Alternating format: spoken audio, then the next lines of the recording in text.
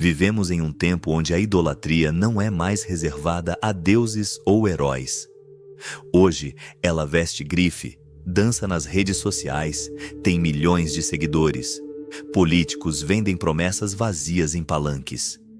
E enquanto isso, mata silenciosamente o pensamento crítico de uma geração inteira. Mas, não se engane, isso não é novo. Adoração, idolatria, sempre existiu na história humana. Nietzsche já alertava: quem não é senhor de si, será servo de outro. E o que vemos hoje são servos sorridentes, escravos modernos que se orgulham das correntes. Seguimos cegamente, repetimos palavras que não entendemos, defendemos causas que nunca questionamos, e chamamos isso de identidade. Mas o que acontece com uma sociedade que não pensa por si? O que sobra de uma mente que foi treinada apenas para adorar, obedecer, imitar? Este vídeo é um chamado urgente, uma reflexão profunda da mente coletiva que foi adormecida pela idolatria moderna.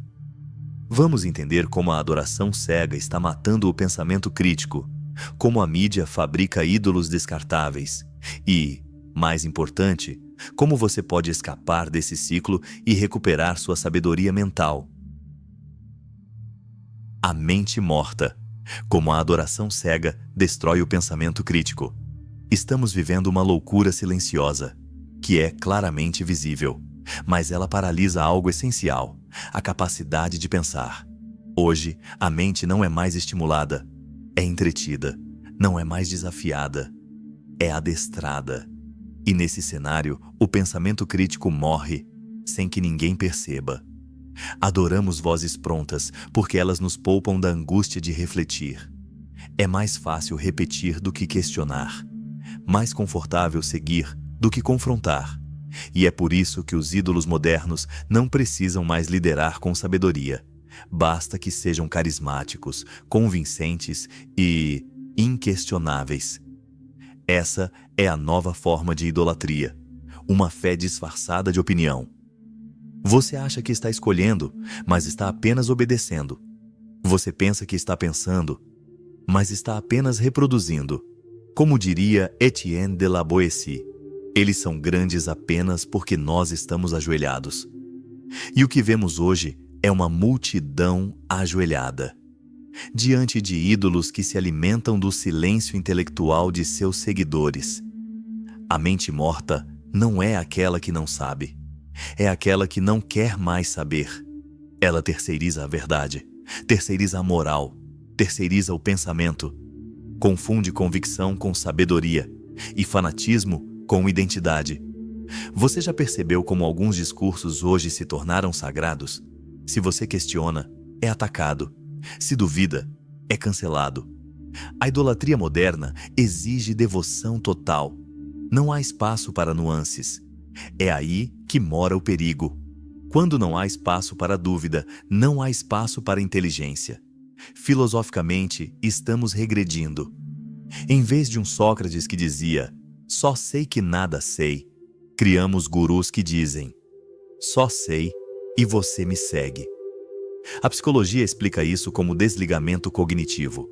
É quando o cérebro, diante de um líder que parece ter todas as respostas, desativa os filtros do pensamento crítico. A pessoa entra num estado de obediência inconsciente, como alguém hipnotizado pelo brilho do ídolo. E é assim que nasce a mente morta. Uma mente que já não pensa, apenas repete, que já não escolhe, apenas segue, que já não vive, apenas consome. Essa é a tragédia da nossa era.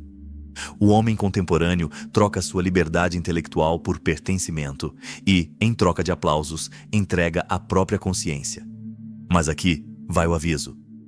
Toda mente que se curva, um dia será explorada. E quando você acordar, talvez já tenha perdido tudo, inclusive a si mesmo. A ilusão do ídolo. Por que precisamos adorar alguém?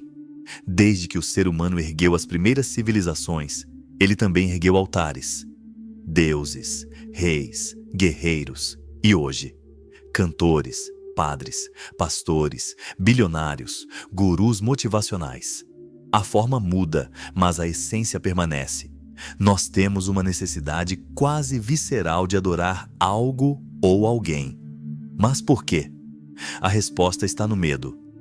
No fundo, adoramos porque temos medo de pensar por conta própria. Porque é mais fácil seguir alguém do que enfrentar o abismo de nossas próprias decisões. Carl Jung já dizia: a necessidade de heróis surge quando os indivíduos não conseguem mais sustentar o peso de sua própria existência. Então, buscamos um ídolo. Alguém que aparente ter respostas, que nos diga o que fazer, como agir, como sentir. Ele vira nosso espelho, mas um espelho distorcido. Na psicologia, isso se chama projeção idealizada. Pegamos tudo o que gostaríamos de ser e colocamos na figura de um ídolo. Ele vira perfeito, poderoso, inalcançável. E enquanto isso, nós vamos nos diminuindo. Veja como isso acontece na prática. Você admira uma celebridade, começa a vestir o que ela veste, falar como ela fala, pensar como ela pensa. Sem perceber, você deixa de ser você e passa a viver uma identidade emprestada. E isso tem um custo brutal. Você para de evoluir. Porque quem idolatra não questiona. Quem se ajoelha não caminha. É assim que começa o ciclo da mente morta. Primeiro, você admira. Depois, imita. E por fim, se esquece de quem era antes de começar a seguir. Essa é a armadilha da idolatria. Ela oferece alívio, mas cobra sua liberdade. E o mais irônico, o ídolo, aquele que você exalta, é só mais um humano, cheio de falhas, tentando parecer perfeito. A máquina da idolatria, mídia, cultura e manipulação em massa. A idolatria de hoje não nasce do acaso. Ela é fabricada, calculada e, sobretudo, vendida. Vivemos dentro de uma engrenagem fria, precisa e implacável. Uma máquina que não apenas cria ídolos, mas fabrica a sua necessidade de adorá-los. Essa máquina tem nome: cultura de massa. E ela opera com o mesmo princípio de qualquer vício. Quanto mais você consome, mais vazio você se sente e mais precisa consumir. Você acha que escolhe o que ama?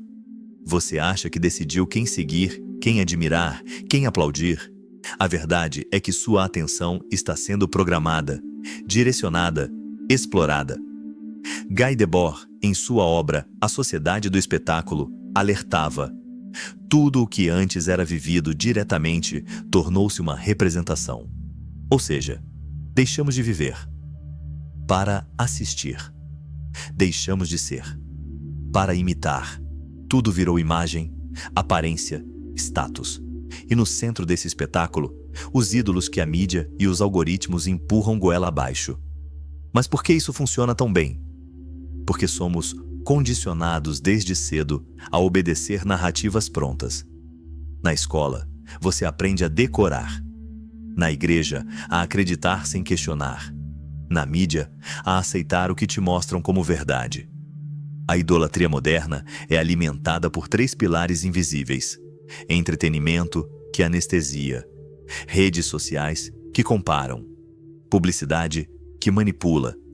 Essas 3 forças não querem que você pense, querem que você consuma, querem que você deseje. E o desejo, quando não é consciente, vira obediência disfarçada. Veja o ciclo. Você vê um influenciador. Ele te mostra um estilo de vida, uma ideologia, um produto. Você deseja aquilo. Começa a imitar. Compra o que ele usa. Fala o que ele fala. Vota em quem ele vota. Você acha que está expressando sua liberdade? Mas está apenas seguindo um roteiro que não foi escrito por você. E por trás de tudo isso, quem lucra? A indústria, os anunciantes, as plataformas, a elite que entendeu que o verdadeiro poder não está em controlar governos. Está em controlar o que você pensa, sente e consome. Marshall McLuhan dizia: o meio é a mensagem. E hoje, o meio são os algoritmos. Máquinas que te entregam exatamente o que você quer ouvir, para manter você dentro de uma bolha que reforça suas crenças e te torna incapaz de pensar diferente. Você acredita que é livre, mas está cercado por vozes que foram escolhidas por uma máquina que entende seus medos, suas fragilidades, seus desejos mais íntimos. Ela sabe o que te prende e te entrega todos os dias mais da mesma droga. A idolatria hoje não é mais sobre um ídolo, é sobre um sistema inteiro projetado para fazer você esquecer de si mesmo. E quem esquece de si se torna facilmente manipulável. É hora de fazer uma pergunta dolorosa. O que em você ainda é autêntico? Sua opinião política é realmente sua? Seus valores, sua fé, sua identidade foram construídos ou implantados? Não há nada mais subversivo hoje do que pensar com autonomia, porque quem pensa livre não idolatra ninguém. E esse é o tipo de mente que o sistema mais teme. Libertando-se do ídolo. Pensamento independente como ato de rebelião. Eu não estou aqui para te dizer para parar de ir à igreja, nem para abandonar sua fé, ou deixar de assistir aquele artista que você admira. Faça o que você quiser. Eu só estou aqui para deixar uma mensagem. O resto é escolha sua. O que eu estou dizendo é algo mais profundo e mais perigoso também. Pare de adorar o que te empobrece. Pare de seguir o que te cala. Pare de se ajoelhar diante daquilo que exige que você desligue a mente para continuar pertencendo. Ir a uma igreja, a um templo, o que seja, é um ato de fé. Mas deixar de questionar o que acontece dentro dele é um ato de submissão. Admirar um pensador é saudável, mas deixar de pensar por si para apenas repetir suas palavras, isso é uma servidão disfarçada de devoção. A liberdade não está em sair de um lugar. Ela está em entrar com consciência, está em questionar sem medo, em permanecer com a mente crítica acesa. Não é porque todos seguem o mesmo caminho que ele é o certo, e essa frase precisa ecoar dentro de você, toda vez que alguém pedir a sua obediência sem permitir o seu raciocínio. O pensamento independente não é sobre ser do contra, é sobre ter critério, é sobre olhar para o que todo mundo está aplaudindo e perguntar: isso faz sentido? Você pode continuar assistindo aquele influenciador, pode continuar seguindo aquele líder religioso, mas que seja por escolha consciente, não por cegueira emocional. Você pode ouvir, sim, mas depois pense, reflita, duvide, pergunte. Esse é o caminho para se libertar dos ídolos falsos, não abandonando tudo, mas aprendendo a filtrar. Aceite o que expande, rejeite o que emburrece. A idolatria, no fim, não é sobre quem está lá fora, é sobre quem você deixou entrar sem passar pela porta da razão. O sistema atual teme uma coisa: um ser humano que pensa por si, um homem que questiona os aplausos, uma mulher que desconfia das certezas. Pessoas que não se contentam com frases bonitas e querem a verdade. Crua, desconfortável, mas real. Esse é o verdadeiro ato de rebelião. Pensar num mundo que prefere seguidores. E acredite, isso é mais revolucionário do que qualquer protesto de rua, porque quando você pensa por si, você não só se liberta, você ameaça a estrutura inteira. Então eu te convido, volte ao templo, mas leve sua mente junto. Assista o vídeo, mas desligue quando perceber que está só repetindo. Admire, mas não adore. Questione, pense. E acima de tudo, não aceite nada que precise da sua ignorância para continuar existindo. Sabe, às vezes eu me pergunto, em que momento a gente começou a aceitar tão pouco de nós mesmos? Quando foi que trocamos a lucidez por curtidas, a sabedoria por frases de efeito, a busca pela verdade por entretenimento barato? Quando foi que deixamos de ser seres pensantes para virar seguidores automatizados, orgulhosos da própria obediência? Hannah Arendt nos alertou sobre os perigos da banalidade do mal. Não o mal espetacular, violento, mas o mal burocrático, repetido sem pensar. Ela viu com os próprios olhos o que acontece quando milhões de pessoas param de refletir e passam a apenas seguir ordens.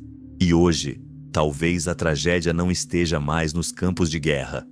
Talvez ela esteja nas telas, nos discursos prontos, naquele ídolo que você nunca questiona, naquele conteúdo que você consome todos os dias e que aos poucos consome você. O que está em jogo aqui não é sua fé, não é sua religião, nem o seu artista favorito. É a sua capacidade de pensar por si, de decidir quando algo te faz crescer, ou quando só está te deixando burro, passivo, controlado. Porque a verdade é brutal, mas libertadora. Quanto mais você idolatra, menos inteligência você tem. Você quer se encontrar? Então comece se desfazendo das máscaras que te impuseram. 2 discursos que você nunca questionou. 2 líderes que não aceitam perguntas. Volte a conversar com você mesmo. Leia o que confronta, não só o que confirma. Siga quem te provoca, não quem te embala. E quando vários disserem, siga-me, tenha coragem de perguntar, por quê? O filósofo Kant dizia, o esclarecimento é a saída do homem de sua menoridade, da qual ele próprio é culpado. Chega de menoridade. Chega de aceitar migalhas de lucidez. Você não nasceu para adorar o chão dos outros.